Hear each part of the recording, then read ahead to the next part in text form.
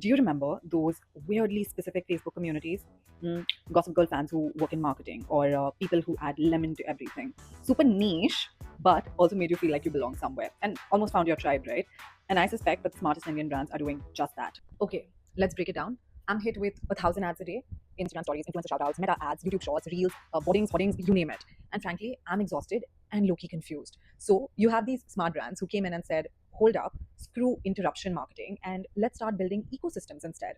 So, how are certain brands building such incredible brand ecosystems? First and foremost, understand your consumer.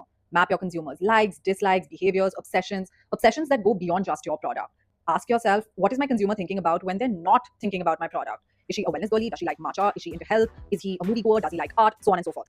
Once you've identified these obsessions and interests, you need to start building value driven content around these obsessions, which, mind you, may not be directly related to the product, but will be directly related to the brand itself.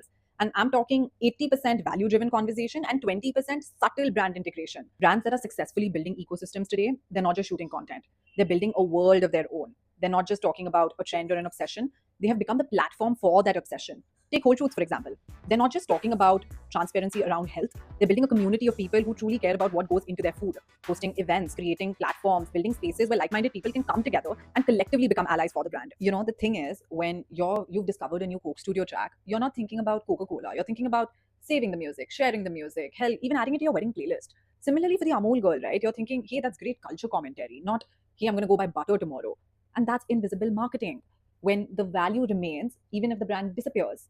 So, next time, ask yourself, instead of building my brand on top of content, how does my brand become the reason the content exists?